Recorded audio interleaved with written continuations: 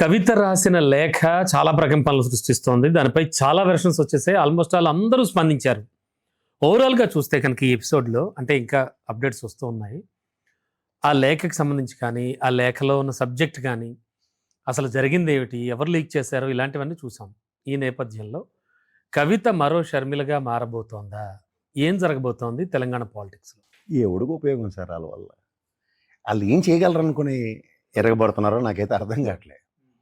ఇప్పుడు సాధారణంగా రాజకీయాల్లో ఒక ప్రాంతీయ పార్టీ ఒక వ్యక్తి చుట్టూ తిరుగుతూ ఉంటుంది. అవును. ఇప్పుడు ఆవిడకి ఒరిజినల్గా బీజేపీ వాళ్ళు అరెస్ట్ చేశారు కాబట్టి బీజేపీ మీద మనం ప్రతీకారాలు తీర్చుకోవాలన్న కాన్సెప్ట్లో ఉంది ఆవిడ.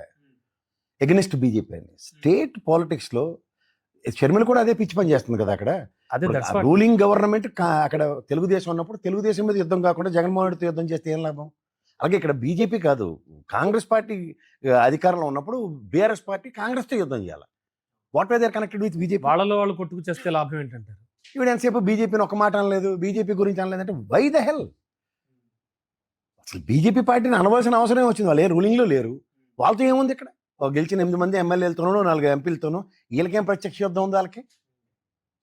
ఇది కాదు కదా. చేత బేసిక్ లాజిక్కే లేకుండా ఆవిడ నన్ను బీజేపీ వాళ్ళు అరెస్ట్ చేశారు కాబట్టి లెక్కర్ స్కామ్లో మీరు తండ్రిగా ఒక నా అన్నగా మా బావగా మీరందరూ తిరగబడిపోయి బీజేపీ మీద యుద్ధం చేయండి అంటే ఏమన్నా అర్థం ఉందా? మరి అలా అంటారేంటి? బాధ ఉండదా?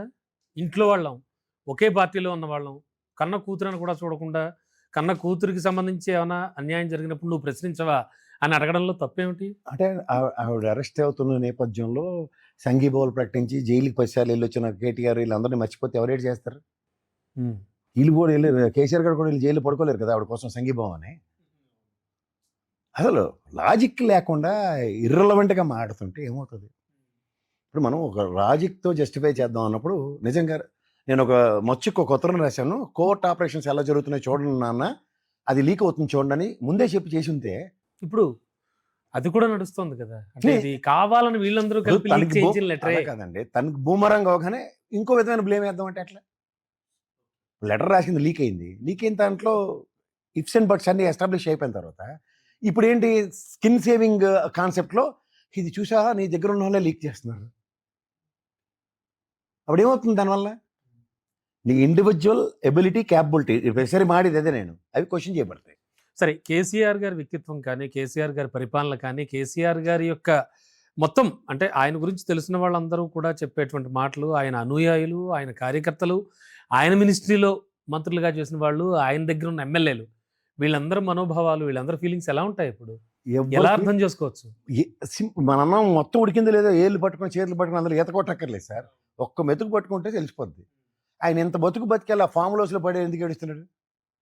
అదే మీకు అర్థం అవ్వాల్సిన విషయం. వీళ్ళు జుట్ల పంచాయతీ ఎలాగుందన్నది అక్కడే అర్థమైపోతుంది. అదే అంటున్నాను, నువ్వు సొంత కుటుంబంలోనే నువ్వేం చేయలేకపోతున్నావు, చేసుకోలేకపోతున్నావు. ఇప్పుడు వెనకడికి ఒకటి చెప్తూ ఉంటారు, ఇంట్లో ఏగల మోత బయట పల్లకీల మోత అని. అది కేసీఆర్. తెలంగాణ ఈ దెబ్బతో బయటపడింది అంటారు. ఈ దెబ్బ ఆబ్వియస్లీ సార్, మనం ఎప్పుడైనా సరే ఉన్నదన్నట్టు చెప్పడమే, మొమ్మట లేకుండా చెప్పాలి. ఈ జుట్లు పంచాయతీతో ఎవరికి సొల్యూషన్స్ ఉండవు. ఇప్పుడు ఎవరికైనా కొడుకు వారసుడు అనుకుంటాడు ఎవడైనా తండ్రి.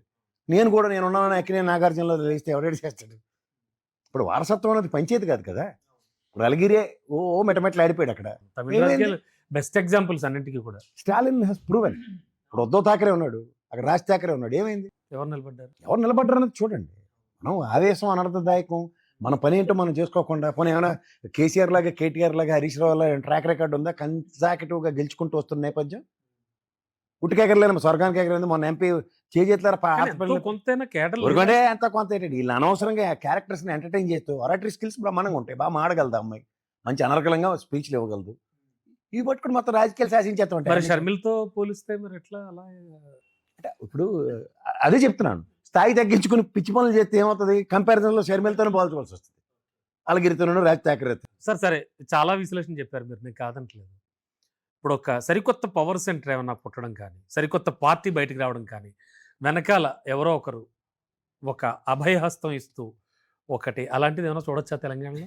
సార్ నేను ఒకటి చెప్తా, మీరేమో మంచి షాండ్లేర్ నేను ఇక్కడ నుంచి స్పెయిన్ నుంచి తెప్పించాను, నెక్స్ట్ చూడండి ఇల్లంతా లైటింగ్లు ఎలా పెట్టాను అని చెప్తారు. సరే అయితే స్విచ్ చేయండి సార్ అంటే కరెంట్ లేదు సార్ అన్నాడు. ఇంకా లాభం ఉంది. అలా మీరు ఈ చాంగ్లర్స్ పెట్టాను, లైట్లు పెట్టాను అంటే ఎవరికి ఉపయోగం సార్? ఒరిజినల్ పవర్ అన్నది కేసీఆర్ గారి దగ్గర ఉంది.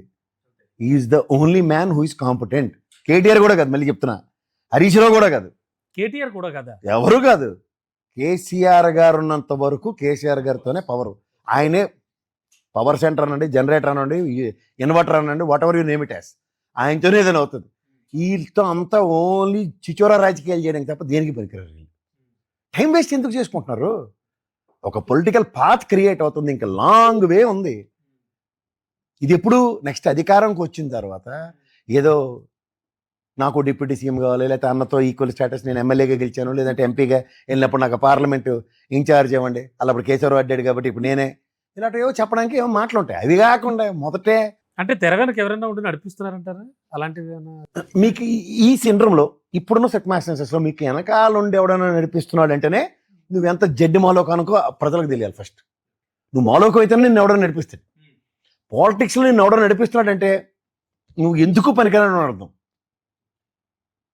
జస్ట్ లైక్ పవన్ కళ్యాణ్, నాకు చంద్రబాబు నాయుడు గారు లేకపోతే నాకు దిక్కు లేదు. మళ్ళీ పవన్ కళ్యాణ్ గారిని తీసుకొచ్చారు సీన్ లో. ఆబ్వియస్లీ సార్, నీకు ఒక ప్రాంతీయ రిలేట్ చేశారు సార్, చెప్పండి. సింపుల్ చెప్తా సార్, ఒక ప్రాంతీయ పార్టీ, నేను నా శాశ్వత కేపాలే ఎవరితో పొత్తుకెళ్ళకుండా నేను అధికారంలోకి వస్తానని పోరాడుతున్నాను పట్టుకుని, నువ్వు లేకపోతే నేను లేననుకుని చంద్రబాబు వెనకాల వెళ్తే ఒక అడుగు ముందుగా సిద్ధం కూడా ఆపించాను. యుద్ధం కూడా ఆపించాను. ఏ చెప్తుంటాడు కేపాల్ కానీ పట్టించుకుంటే టైం వేస్ట్. కానీ ఇక్కడ ప్రత్యక్ష రాజకీయాల్లో నిలబడి ఏటికి ఎదురెదాలి, అప్పుడే పొలస అవుతుంది సార్. తెలంగాణ జాగృతి అని అది ఇది జనాల్లోకి వెళ్ళి ఎమ్మెల్సీగా చేసి తెల్లారి తెలంగాణ జాగృతి అంటే తెల్లారి కోడి 4 గంటలకు నేను నిద్ర లేపుతున్నాను అందరంటే, నేను లేకపోతే ఇంక ప్రపంచం అయిపోద్ది అన్నట్టే ఉంటుంది.